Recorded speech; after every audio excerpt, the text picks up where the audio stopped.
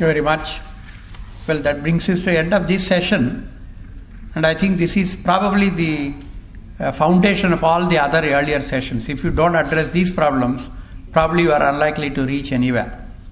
One message which did come out clearly, in fact there are two messages which caught my attention. One of them is that if you want a good scientist, you have to start early. You can't take him and then convert a bad scientist into a good scientist, whatever you do. You have to catch him young, you have to groom him, you have to enable him, and finally let him do what he wants to do. And this requires. I'm sorry about that. I got a banging yesterday for this from my friend. I am being kind of heavily influenced by Bengal. In Bengal, he and she gets mixed up. Very good. Thank you very much. Mixed up. Okay. Yeah. All right. Continue saying she and I. No. Okay. Let me correct myself. See, problem is I am so insensitive to gender. For me, it makes no difference. But I think some places you have to be more sensitive than insensitive. Okay, I agree.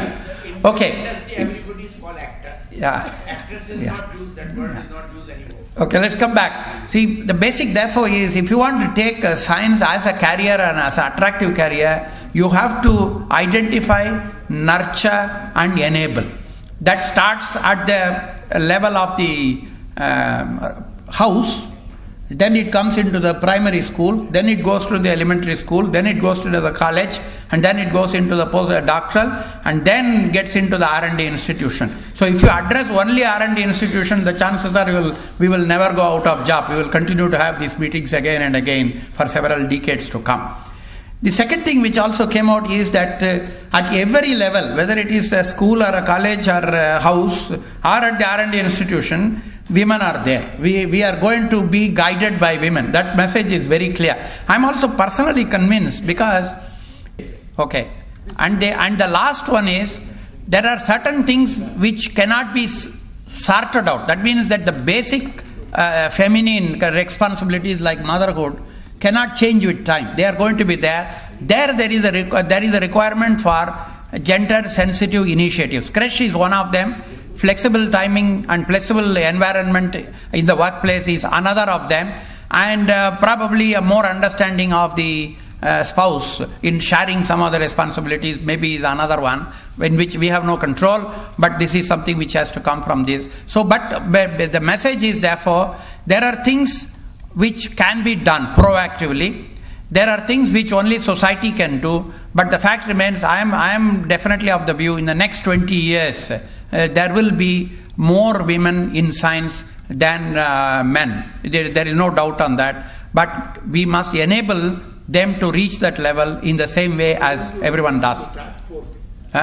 Okay, yes. And I may mention here, in one of the earlier, in fact, one of the first few items which were discussed by the SAC PM was the discussion of women in science. How do you ensure that they contribute to science much more than what they are doing now, so that they are ready to take up the full responsibility in the coming 2 decades. And we did discuss about some of the trivial things, I would say, increase the fellowships and flexible time is still under discussion. But I'm also happy to say that there is a task force to look at specifically these issues, what can be done proactively by the government, non-government, and by the parents themselves, everyone concerned, every stakeholder in this. And I have nothing more to add, but there I did see a number of hands up, starting with Tyagarajan, please. Actually, it's a problem that many countries are facing, and I would like to share with you 2 observations, 2 important countries. 6 years ago, I was in San Diego, and I visited a friend and his son at his home, and his son showed me a grade card that he had received that day. 8th standard student, San Diego school, for getting over 80% in science subjects. Normally we would have patted the boy and said that you do better, but my eyes are riveted on the signature of that. Bill Clinton, President of the United States, the Secretary of Education, the school principal and the class teacher, 4 people signed that. That is why when you said use the word start early, America starts early at the school, and imagine the thrill of the student when he gets a certificate for the president. I think that is one issue. Second, United Kingdom. United Kingdom, the Royal Society of Chemistry is targeting again early the school students. They have instituted a program called C.TNG, that is C for chemistry, TNG, the next generation. They are encouraging universities to hold school events in the university, and they are now campaigning, preparing mentors, identifying talent in the schools, and then asking university people to act as mentors to the school students, and through email and telephone and so on. So I think the secret, because pay and purse cannot be made attractive because with all the IT and so on. So new tactics have to be tried, and I think addressing the problem right at the school level, that is where the students are not able to make judgment about the future careers. I think in India, for example, now you see in the Royal Navy, our Navy or Air Force or Army, take out whole page advertisements extolling the career in the thing as a patriotic. I think if academies and the Department of Science and Technology would launch large programs explaining in paper campaign that how science is attractive as a career, I think this is something which can make a very valuable contribution, and I think a campaign is required to start from the school level. Thank you.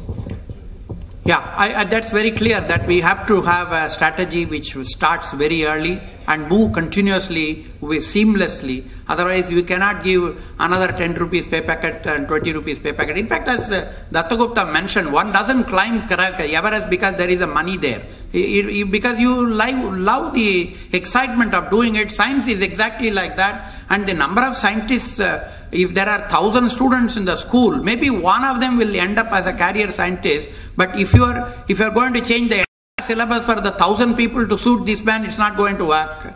If you are going to leave him into this for 15 years and then undo the damage after 15 years, that also is not going to work. We must have a method of identifying and nurturing over and above the normal thing which he keeps doing. This happens across the world, and we have to do it too. Let's see, this is a challenge. After all, managing 1 billion people is not an easy job, and this is a part of that. Yes. Can I give you the last word, Dr. Kasturirangan? Can I give you the last word?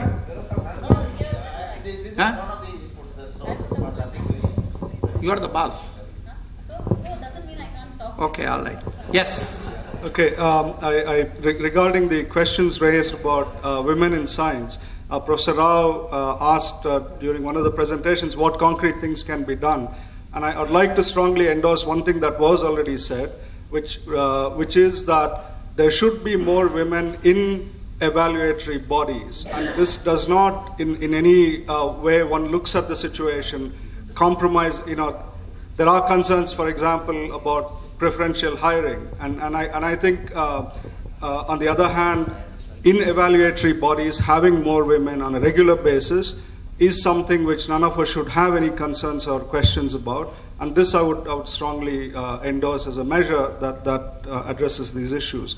The second point is, again, this was mentioned by Dr. Bal, but in fact, that's where Professor Rao asked the question, which is, what do you do when you can't prevent gender biases creeping in evaluation? Like you said, if somebody has to make a personal presentation, I think the only way to get around it is to be very rigorous and impersonal in the evaluation mechanisms.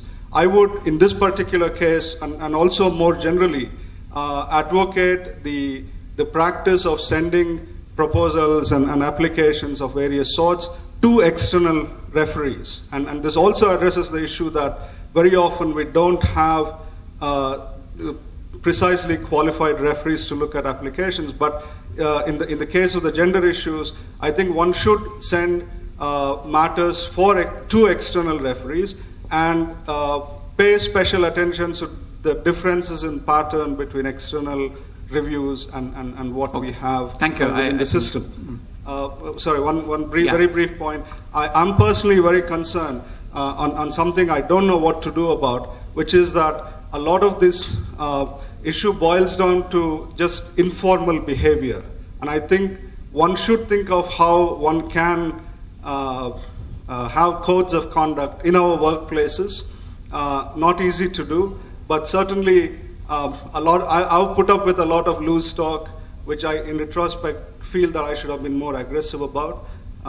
But one should think of constructive ways of doing that. Thank you very much. Dr. Kasturirangan? Too many hands. Outer line. 11:30? Yeah. Okay. I have the following things to say about this. One is that I think anything that we think about should not be for the next 10, 15 or 20 years, because there is a sense of urgency. Things are changing too fast outside. We cannot be insensitive to this. So that's the broader observation. Specifically, when you talk of a scientific career, you are really thinking of a very special mind, the creative minds which can really do something which is very original. And this is not the preserve of a very select set of people who habitate the cities, the urban areas. I don't know how much we have attempted to really search mode where you try to bring the best of the creative minds anywhere available in this country.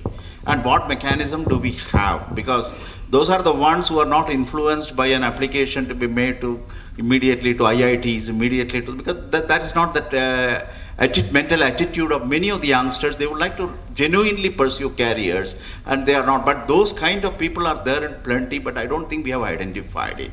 Having said this, is there a mechanism to do this? I think this is where probably the academy can play a role. The academy today represents both, whether you talk of INSA or this, of course there are overlapping fellows, most of the fellows are the same. Maybe you take about 800 of them, take even 50% of them, about 400, and each one of them is responsible for 2 youngsters from the area where they come from. And so that makes 800 fellows, and we are really not talking of large numbers. So we many times try to mix it up with respect to IT, BT and all that we needs in 100,000s. What we are talking of, it is in a few hundreds every year if we can really catch. I think a mechanism could certainly be set for this, and they catch them in the schools, middle school or higher secondary school, in those areas, nurture them, and nurturing the mechanism has to be evolved. There might be a monetary requirement. This is where I could request Chairman of the SAC PM to see whether the corpus fund could be left at the discretion of the academy to manage, and whether we could bring this into a mainstream of a process of identifying all across the country those are the creative minds whose only interest is to do science, and how do we nurture them through the academicians who have the necessary means and wherewithals to nurture them, not only in the school time, then subsequently later. The other part that I would like to caution is, every time, this I think Professor C.N. Rao often emphasizes, the questions of US opening up H1 visas and other kinds of green card visas. The cap in a sense retains people here. Once you relax the cap, and even in today's paper, you have situations where they're going to further open it up. And you are not talking of hundreds. You are talking even for India in thousands. And these are the kind of numbers we are also talking about. And if the moment they open it up, how much will be the exit again is not something which we are able to judge now. There could be serious issues related to this. And the other part of it is the green card increase. The number of people who are coming back from US also could reduce, because there could be opportunities which they will extend. Why India becomes a preferential countries in this kind of, they don't want to give too much opportunities to China, because they see in them a type of competition. They still don't see that with respect to India. And then there is a second question which is regard to certain other type of countries whom they are denying. And with this kind of a situation, India is going to be a preferred location to source youngsters, and we cannot overlook this aspect of it. So everything that we try to do here will certainly end up again in another wave of migration. We cannot, but we should be prepared for it. I'm not saying that you're going to stop it. Prepared. We should be prepared, and our ability. I think the visa thing is not a minor matter. It's right. As somebody recently put, somebody higher up in this country, and we were talking about it, he said, if the United States and some other countries want to destroy India's future, all their every year you are that they don't have our boys are already out of high school with their passports. No, but unfortunately, there is no way you can stop that. I mean, that's why this is even more important. We have to have our own measures. I mean, we always say in cricket, if the Muralidharan hits 100, You cannot ask him to reduce it. You hit 120. That's the only way you can do it. That also brings a more important to what Vineeta said. Yes. I think there will be more tendency for the female part of the society. Get them in.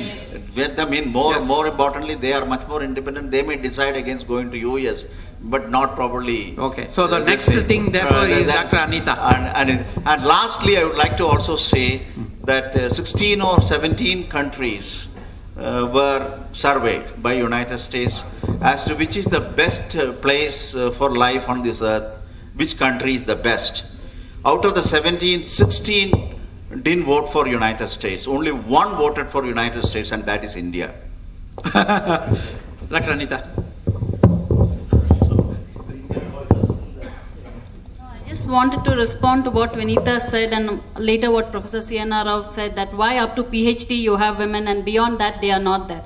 I basically think the kind of reasons attributed to women not being in academics or within these institutions at the higher level of research, I think, is a question that has not been well understood. And the implication that women after PhD are not taking up academic job, I think, is a question that needs to be looked at much more closely, and it is closely linked to reforming of institutions, because it is not something that people have well understood why women are not choosing academics as part of their careers in terms of faculty at the higher level. And I think that needs a much more serious study in terms of trying to see the reasons, because I think we are looking at only the symptom and we are not looking at the real problem. And I think we just need to understand it in a much more complete sense. Thank you. One more. Yes. Very short, Anand. We did talk about reforming education. Then we didn't talk about textbooks. I was talking to Professor Rajshekhar and Rajaram Nityananda a couple of days ago, and both of them have children at school or college, and they find the textbooks awful. Every page has mistakes, and if they correct, the children say, don't correct anything because what my teacher says I have tried in the exam. If you want me to pass the exam, I won't listen to you. This is Rajaram Nityananda and Rajshekhar. So I think we must do something about textbook, and it probably didn't come through today. Yeah. No, but it came in a broader sense, because it said that you have to address at the school level so that you don't spoil them. But the bad textbook is one way of spoiling the child. I'm sorry, I have to close at this stage. I'm sorry, Rajaraman. Thank you very much. And we once again express our thankfulness to Nias and Dr. Kasturirangan in particular for organizing this workshop. And I think there is a lot of material for Professor C.N.R. Rao to chew on, and he will have a beautiful document in his place at the end of it. Thank you, Dr. Rao, for making this possible. Thank you very much.